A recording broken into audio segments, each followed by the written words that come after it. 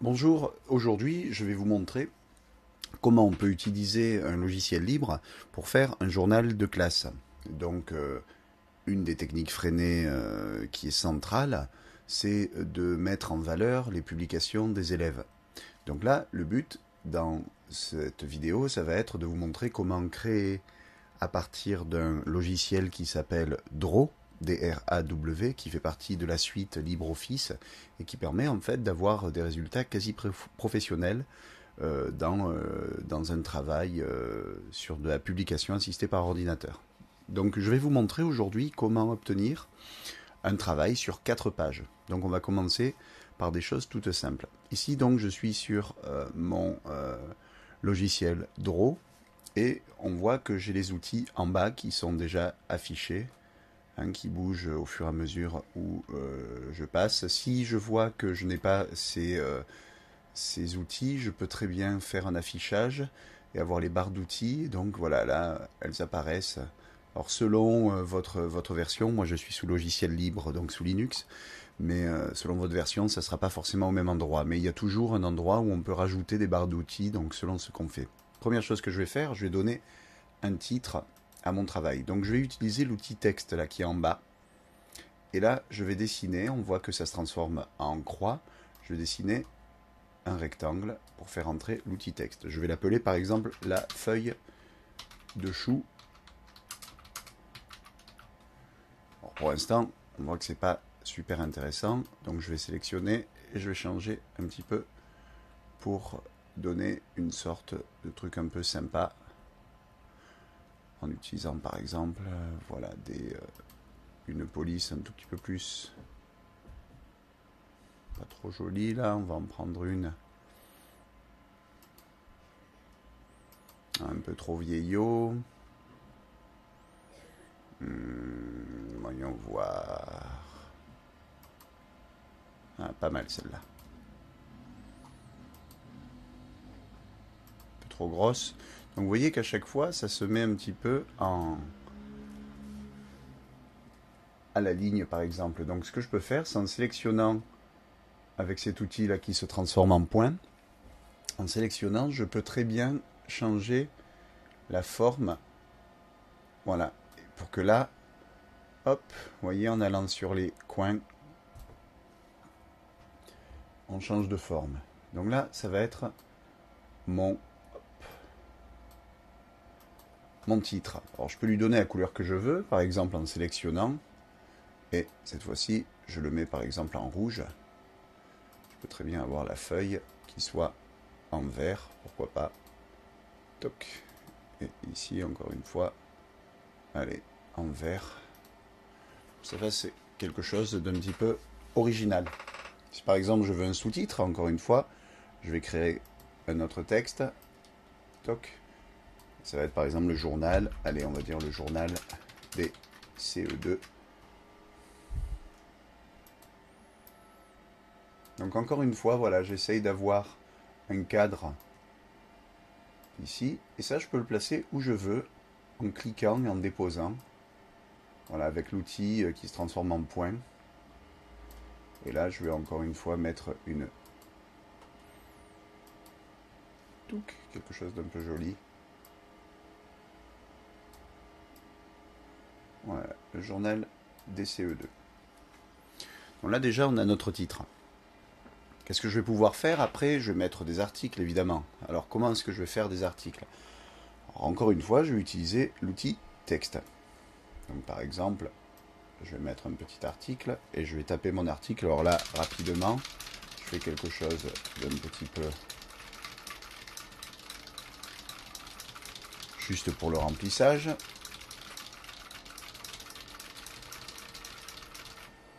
Une fois que ça a été rentré, je peux évidemment changer la forme. Si je veux que l'article soit plus profond,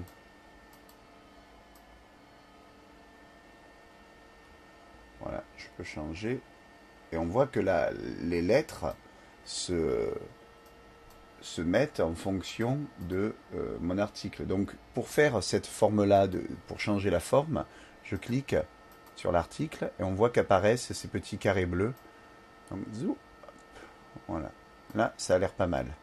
Maintenant, je vais donner un titre à cet article. Alors pour ça, je fais la même chose que tout à l'heure. Je crée un texte, je sélectionne donc mon outil texte, je crée, là c'est titre de l'article 1.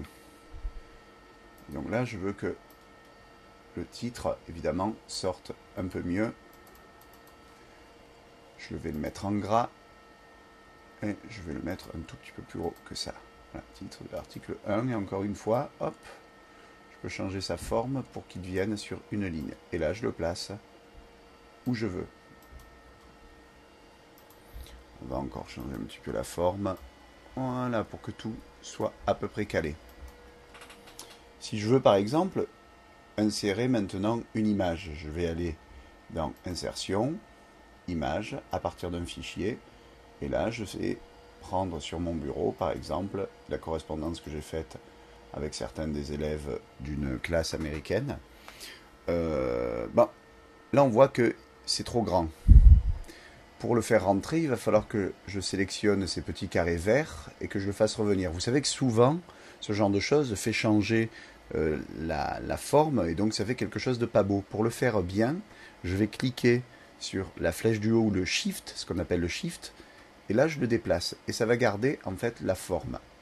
Voilà, hop, zou, et là j'ai mon article qui commence à prendre forme. Si je veux que ce soit un peu plus petit pour rentrer, hop, je peux par exemple bouger ça, le mettre là en dessous, titre de l'article. Voilà, j'en fais ce que je veux ensuite. Voilà. Imaginons que cet article, je suis content de son contenu et je veux que tout reste de cette manière-là. Ce que je vais faire, c'est qu'en sélectionnant et en cliquant encore une fois sur Shift, je garde Shift appuyé et je sélectionne tout. Tout a été sélectionné, c'est-à-dire je le refais. Je clique ici, c'est sélectionné. Je reste appuyé sur Shift, je clique et là je vois que tout est sélectionné, c'est-à-dire l'image et l'article et maintenant le titre. Si je fais un clic droit là-dessus, je vais grouper, ce qui veut dire que maintenant, chaque fois que je sélectionne tout ça, c'est tout qui bouge. Donc ça va faire gagner du temps lorsque j'ai plusieurs articles qui sont faits pour donner quelque chose de sympa. Enfin, pour terminer, quelque chose qui va donner un peu un look sympa au journal, ça va être le fait de séparer certains articles. Alors, on imagine par exemple, je vais faire un deuxième article, voilà, hop. Imaginons que voilà, j'ai travaillé sur mon article 2 et là évidemment il y a un problème, c'est qu'on voit que les deux se ressemblent. Alors qu'est-ce que je vais faire en dehors de changer l'image, etc., etc. Je vais pouvoir utiliser par exemple les outils de dessin. Donc là j'ai rectangle, j'ai ellipse, j'ai également des formes de base. Donc dans la forme de base, j'aime bien le rectangle arrondi. Si je le dessine, voilà ce qu'il donne. Pour l'instant, ça ne donne pas grand chose, étant donné qu'il est au-dessus de mon article. Ce que je vais faire un clic droit dessus, je vais l'organiser en l'envoyant à l'arrière. Et là, il est au dos de cet article-là. Pour l'instant, ça ne donne pas vraiment grand-chose, étant donné que c'est un peu moche. Donc ce que je vais faire, c'est qu'en le gardant sélectionné, je vais changer les couleurs qui se trouvent ici. Donc ça, c'est le style de remplissage. Le style de remplissage, pour l'instant, je vais le mettre en blanc. Et là, en jouant sur les tirets par exemple, ainsi que la largeur du tour et la couleur, donc je vais essayer de rappeler par exemple le rouge du titre, je me retrouve avec un article qui est mis en valeur. Hop.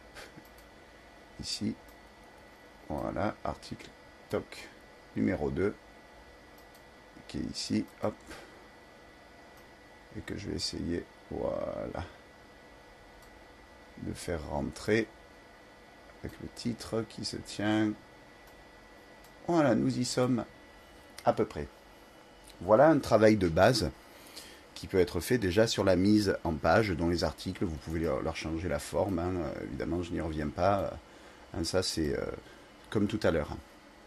Imaginons que vous avez vos 4 pages. Lorsque vous allez devoir les imprimer, il va falloir réfléchir à comment ranger ces choses-là. Mais ça sera l'objet d'une autre vidéo.